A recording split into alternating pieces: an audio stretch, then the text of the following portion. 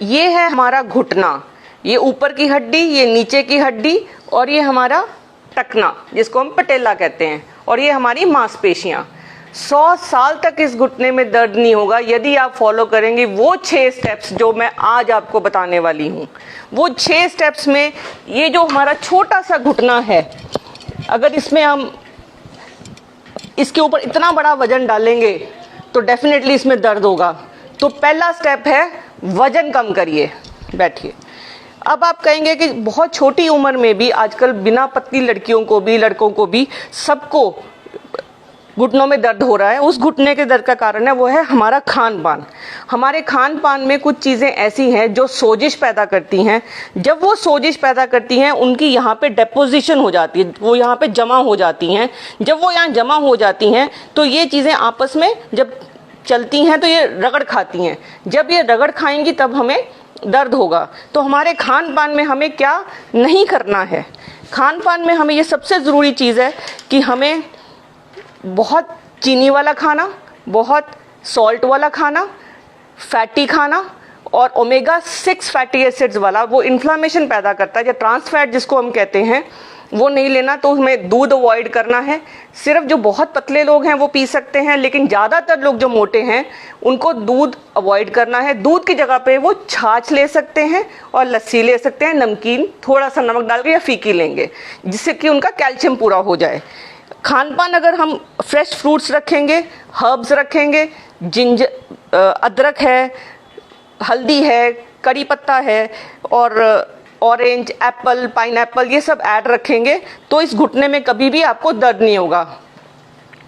खान पान के बाद अगली चीज़ है हमारा पोस्चर। हम किस तरीके से बैठते हैं। ये जो बैठने का तरीका है, अब मैं सीधी बैठी हूँ और मेरा घुटना यहाँ नीचे लटक रहा है।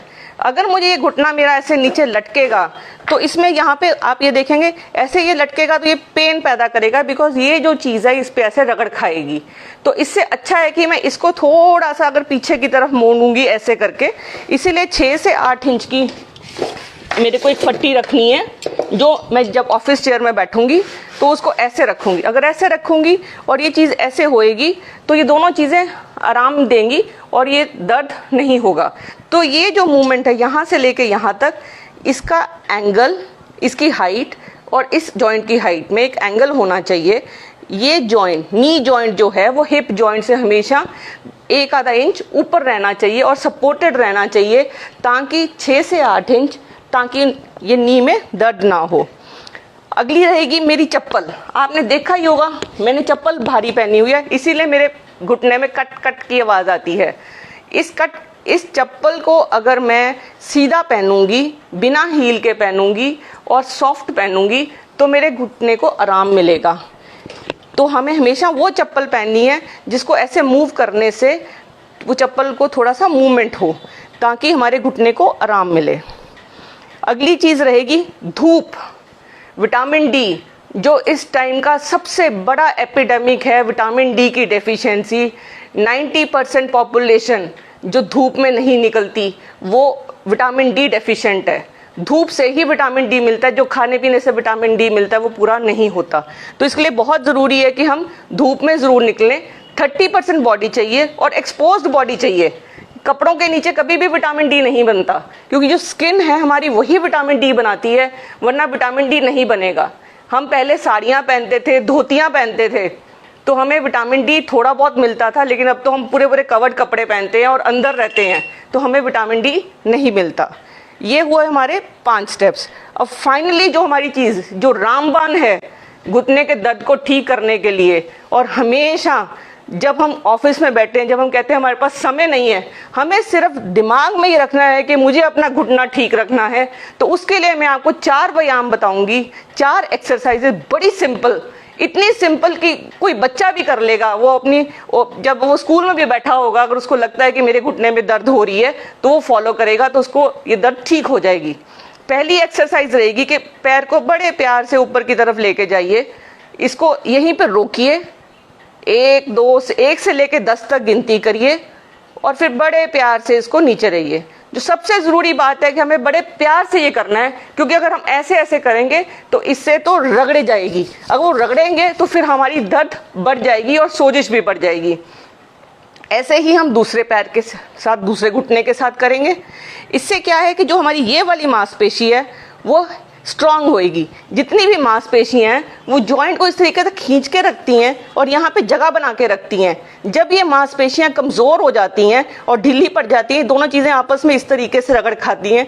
जब ये रगड़ खाएंगी, ये जो जॉइंट स्पेस है ये कम हो जाती है, ये एक दूसरे पे रगड़ खाती हैं तो बहुत पेन होती है और तभी नी रिप्लेसमेंट की बारी आ जाती है। इस मसल की जिम्मेवारी आपकी है।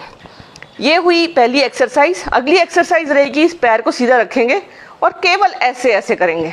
इससे जो पीछे वाले आपके मसल्स हैं, जो पीछे टांग के पीछे हैं, वो हेल्दी रहेंगे आपके। बस आपको ये भी 10 बार करना है यूं यूं करके, और मूवमेंट है आगे पीछे की, खींच के रखना है ऐसे दूसरे घुटने के साथ। फिर आएगी तीसरी एक्सरसाइज, एक फिस्ट मुट्ठी बनाएंगे। हमारे को कोई चीज़ की ज़रूरत नहीं है, सिर्फ हमारे हाथ ही काफ़ी हैं। दोनों घुटनों के बीच में ऐसे रखेंगे और इसको खूब जोर से दबाएंगे। इससे जो हमारा जो बीच वाला मसल है, जो अंदर की तरफ जो मसल्स हैं, जो यहाँ पे जो मसल्स हैं, वो ठीक होएंगे और स्ट्रांग हो जाएंगे। इसके बाद नेक्स्ट एक्सरसाइज रहेगी, ये साइड पे हाथ रखेंगे हम, इसको ऐसे दबाएंगे और हाथ को अंदर की तरफ, घुटने को बाहर की तरफ, इसको ऐसे दबाएंगे। ये एक्सरसाइज 10 की काउंटिंग पे 4 एक्सरसाइजेस 10 की काउंटिंग के लिए दिन में 2 बार करेंगे और हर एक्सरसाइज आपने 10 बार करनी है। ये जो 4 × 10 × 10 है, 2 × 4 × 10 × 10 है और × 2 है, ये जो फॉर्मूला है आपका, ये आपके घुटने को 100 साल तक दर्द नहीं होने देगा। अगर आपको ये इन्फॉर्मेशन अच्छी लगी हो, इसको आप शेयर करिए ताकि ये जो इन्फॉर्मेशन है किसी और को पास करेंगे तो उनको आप घुटनों के दर्द से और घुटना बदलवाने से बचा सकते हैं।